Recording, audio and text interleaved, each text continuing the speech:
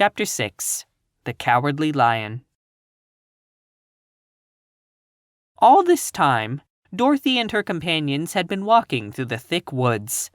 The road was still paved with yellow brick, but these were much covered by dried branches and dead leaves from the trees, and the walking was not at all good. There were few birds in this part of the forest, for birds love the open country where there is plenty of sunshine. But, now and then, there came a deep growl from some wild animal hidden among the trees. These sounds made the little girl's heart beat fast, for she did not know what made them. But Toto knew, and he walked close to Dorothy's side, and did not even bark in return. "How long will it be," the child asked of the Tin Woodman, "before we are out of the forest?" "I cannot tell," was the answer, "for I have never been to the Emerald City. But my father went there once, when I was a boy, and he said it was a long journey through a dangerous country.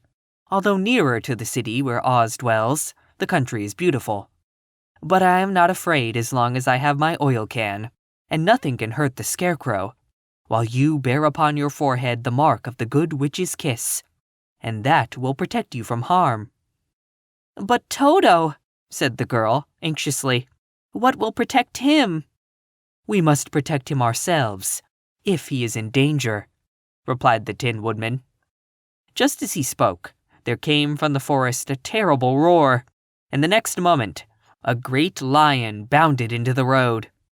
With one blow of his paw, he sent the Scarecrow spinning over and over to the edge of the road, and then he struck at the Tin Woodman with his sharp claws.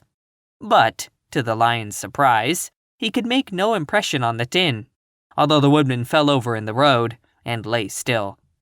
Little Toto, now that he had an enemy to face, ran barking toward the lion, and the great beast had opened his mouth to bite the dog, when Dorothy, fearing Toto would be killed, and heedless of danger, rushed forward and slapped the lion upon his nose as hard as she could, while she cried out, "Don't you dare to bite Toto! You ought to be ashamed of yourself, a big beast like you, to bite a poor little dog!" "I didn't bite him," said the lion, as he rubbed his nose with his paw where Dorothy had hit it. "No, but you tried to," she retorted. "You are nothing but a big coward." "I know it," said the lion, hanging his head in shame. "I've always known it, but how can I help it?" "I don't know, I'm sure. To think of your striking a stuffed man, like the poor Scarecrow." "Is he stuffed?" asked the lion, in surprise, as he watched her pick up the Scarecrow and set him upon his feet, while she patted him into shape again. "Of course he's stuffed," replied Dorothy, who was still angry. "That's why he went over so easily," remarked the lion. "It astonished me to see him whirl around so. Is the other one stuffed also?" "No," said Dorothy. "He's made of tin," and she helped the woodman up again. "That's why he nearly blunted my claws," said the lion. "When they scratched against the tin, it made a cold shiver run down my back. What is that little animal you are so tender of?" "He's my dog, Toto," answered Dorothy. "Is he made of tin or stuffed?" asked the lion. "Neither. He's a meat dog," said the girl.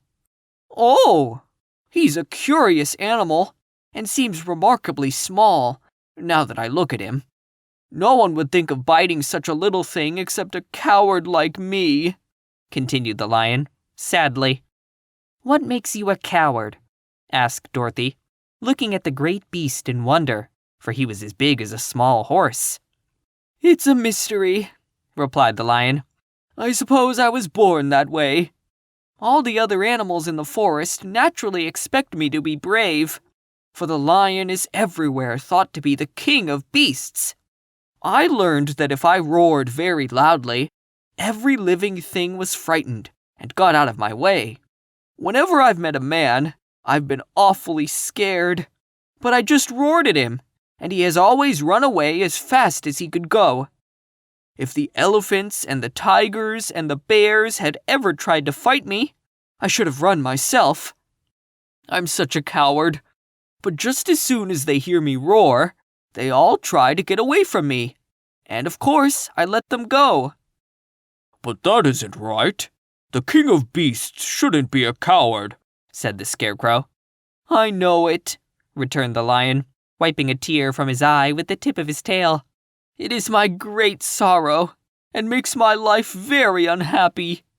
But whenever there is danger, my heart begins to beat fast." "Perhaps you have heart disease," said the Tin Woodman. "It may be," said the Lion. "If you have," continued the Tin Woodman, "you ought to be glad, for it proves you have a heart. For my part, I have no heart, so I cannot have heart disease." "Perhaps," said the Lion, thoughtfully, "if I had no heart, I should not be a coward." "Have you brains?" asked the Scarecrow. "I suppose so. I've never looked to see," replied the Lion. "I am going to the Great Oz to ask him to give me some," remarked the Scarecrow, "for my head is stuffed with straw." "And I am going to ask him to give me a heart," said the Woodman. "And I am going to ask him to send Toto and me back to Kansas," added Dorothy. "Do you think Oz could give me courage?" asked the Cowardly Lion. "Just as easily as he could give me brains," said the Scarecrow.